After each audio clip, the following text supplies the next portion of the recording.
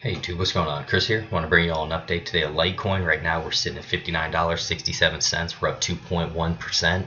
And guys, what I wanted to do today, I want to talk about a higher low that we are putting in. We're testing the 200-day moving average. I want to get into some of the candlestick patterns and also the importance of the trend line break that we had. And guys, right now we're at one of the most critical areas for Litecoin, and that's us back testing this 200-day moving average.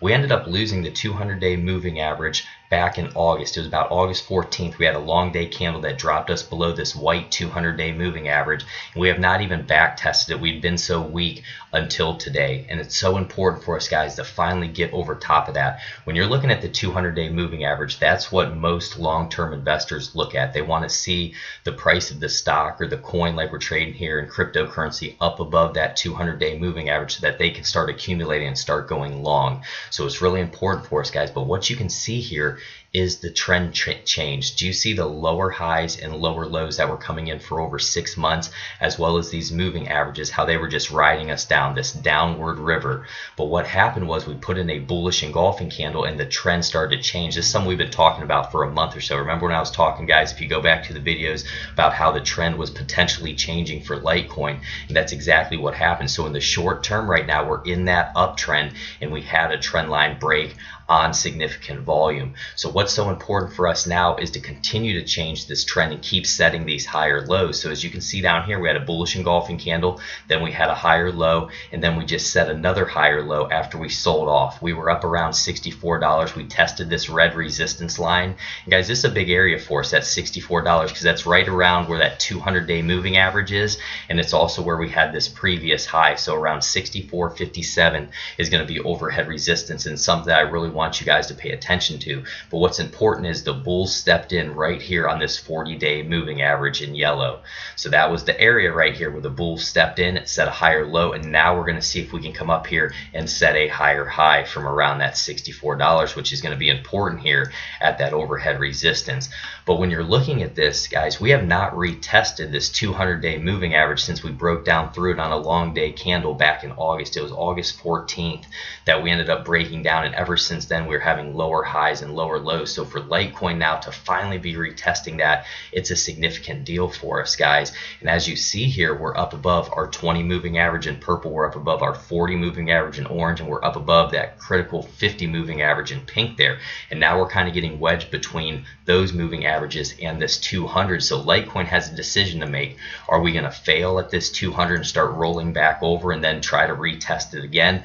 Or is this the day that we finally break up through it? And if we start breaking up through it, I would want to see a daily candle close up above that, as well as this $64.57 as overhead resistance. Now if we get over top of that, the next target that I would have is up around $80. We could run very hard and very fast due to the reason over here where we were around $80 and we dropped so hard and so aggressively in the matter of a week. We went from $80 all the way down to $50, and that's an extreme move, guys. You can see people were shorting off this 50-day moving average, and then we drop back down, and that's typically what happens. But what we want to see now is more volume coming in. You can see the volume still not where we want it. We want those big sticks of volume, guys, volume like this. Whenever you're in a strong uptrend, you want that volume to really be swelling with it. So that's something that you're looking for, because if you continue to make a move but the volume's going down, a lot of times that will show that the move is not a true move and it's something that's weak. And also, guys, if you get some from these videos, you like me covering Litecoin, like I said, I'm going to be one of the guys here covering it for you regardless of the price. Always been here with you.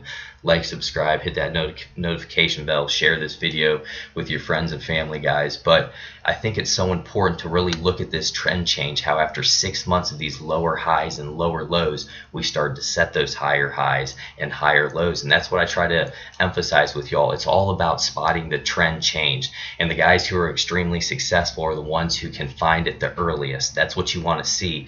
You want to start seeing lower highs and lower lows turn into higher highs and higher lows, and you want to see that volume start expanding with that move up. And typically, guys, when you're looking at this, if you can start a move or an uptrend or even a downtrend, but in this case an uptrend, and it lasts more than 4 weeks, a lot of times it will want to continue in that trend. And as you see back here, just like this area, guys, when we were having lower highs and lower lows, we had a climax dump, and then we started those higher highs and higher lows for about 6 months.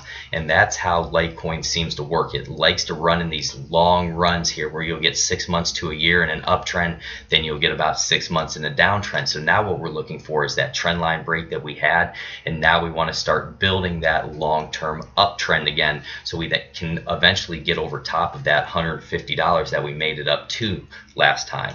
Now what I want to do is get into a few indicators with you. First of all, we're going to take a look at our RSI. RSI on the one-day chart, remember on the one-day chart here, is at 65 right now, so there's still plenty more room to run to the upside, guys.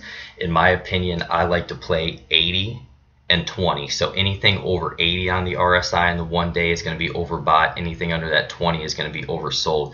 The traditional books say 70 and 30, but cryptocurrency gets so overextended, guys, and we've been up around the 90s before. That's just what can take place there. So that's the RSI. We do have some good strength taking place right there.